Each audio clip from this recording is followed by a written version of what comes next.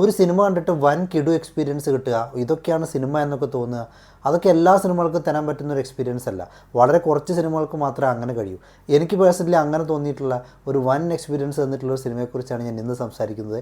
Talkies മീഡിയയുടെ പുതിയൊരു അധ്യായത്തിലേക്ക് ഒരിക്കൽ കൂടി സ്വാഗതം.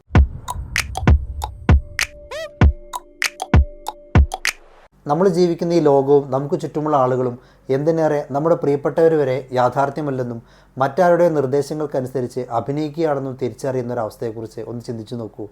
നമ്മുടെ മുഴുവൻ ജീവിതവും മറ്റുള്ളവരുടെ വിനോദത്തിന് വേണ്ടി മാത്രമായി മുൻകൂട്ടി നിശ്ചയിക്കപ്പെട്ട ഒരു TV ഷോയുടെ ഭാഗമാണെന്നൊക്കെ അറിയുന്നൊരു മൊമെൻറ്റ് എങ്ങനെയുണ്ടാവും? ഈ ഒരു ആശയത്തെ മുൻനിർത്തി അല്ലെങ്കിൽ ഇതിൻ്റെ സബ്പ്ലോട്ടുകളൊക്കെ വെച്ചുകൊണ്ട് വേറെയും സിനിമകൾ പുറത്തിറങ്ങിയിട്ടുണ്ട്. പക്ഷേ അവയ്ക്കൊന്നും ഈ സിനിമ തന്നിട്ടുള്ളൊരു ഫീൽ, ഒരു അനുഭവം നൽകാൻ സാധിച്ചിട്ടില്ലെന്നാണ് എൻ്റെ അഭിപ്രായം. 1998 പുറത്തിറങ്ങിയിട്ടുള്ള അമേരിക്കൻ സിനിമയായിട്ടുള്ള ദ ട്രൂമാൻ ഷോ. മാധ്യമങ്ങൾക്ക് നമ്മളിലുള്ള സ്വാധീനം എത്രത്തോളമാണെന്നും എങ്ങനെയാണ് നമ്മൾ പോലും അറിയാതെ നമ്മൾ മാനിപ്പുലേറ്റ് ചെയ്യപ്പെടുന്നത് എന്നും കാണിച്ചു തരുന്നൊരു സിനിമയാണിത്. ഈ സിനിമയുടെ ജോണർ ഏതാണെന്ന് ചോദിച്ചാൽ എനിക്ക് പെട്ടെന്ന് പറയാൻ കഴിയുന്നില്ല. കാരണം വേണമെങ്കിൽ ഇതൊരു കോമഡി സിനിമയാണെന്നോ അല്ലെങ്കിൽ സയൻസ് ഫിക്ഷൻ സിനിമയാണെന്നൊക്കെ പറയാം. പക്ഷേ അതിനേക്കൊക്കെ അപ്പുറത്ത് ഒരു ഗംഭീര സിനിമയാണിത്. അതുതന്നെയാണ് ഇതിൻ്റെ ജോണർ എന്ന് എനിക്ക് തോന്നുന്നു. വേണമെങ്കിൽ ഫ്യൂച്ചർ പ്രഡിക്റ്റ് ചെയ്യുന്ന ഒരു സിനിമയാണ് ദ ട്രൂമാൻ ഷോ എന്ന് പറയാം. കാരണം ഇതിനോടകം തന്നെ നമ്മുടെ കാഴ്ചകളെയും ചിന്തകളെയൊക്കെ സ്വാധീനിക്കുന്ന തരത്തിലേക്ക് സോഷ്യൽ മീഡിയകളുടെയും മറ്റു മാധ്യമങ്ങളുടെയൊക്കെ സ്വാധീനം എത്തിക്കഴിഞ്ഞു.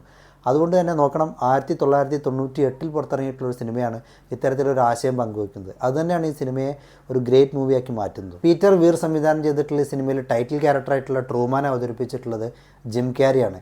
ഗംഭീരം എന്നുള്ളത് അദ്ദേഹത്തിൻ്റെ ഈ സിനിമയിലെ പെർഫോമൻസിനെ കുറിച്ച് അതിൽ കുറഞ്ഞൊന്നും പറയാൻ കഴിയില്ല. അസാധ്യ കാലിബറിലുള്ള മനുഷ്യനാണ് അദ്ദേഹം. പലപ്പോഴും ടൈപ്പ് കാസ്റ്റ് ആയിട്ട് പോയിട്ടുണ്ടെങ്കിൽ കൂടി അദ്ദേഹത്തിൻ്റെ ഫിലിമോഗ്രാഫിയിൽ ഇതുപോലുള്ള ചില നല്ല സിനിമകളും തീർച്ചയായിട്ടും ഉണ്ട്. എനിക്ക് കിട്ടിയതുപോലുള്ളൊരു ഹൈ നിങ്ങൾക്ക് ഈ സിനിമ തരുമെന്ന് എനിക്ക് ഉറപ്പ് പറയാൻ കഴിയില്ല. കാരണം അതൊക്കെ ഓരോരുത്തരുടെ വ്യക്തിപരമായിട്ടുള്ള താല്പര്യങ്ങൾക്കനുസരിച്ചിരിക്കും. എങ്കിൽ കൂടി ഏറ്റവും കുറഞ്ഞത് നിങ്ങൾക്ക് ഒരു ഗംഭീര സിനിമ കണ്ട അനുഭവം തീർച്ചയായിട്ടും കിട്ടും.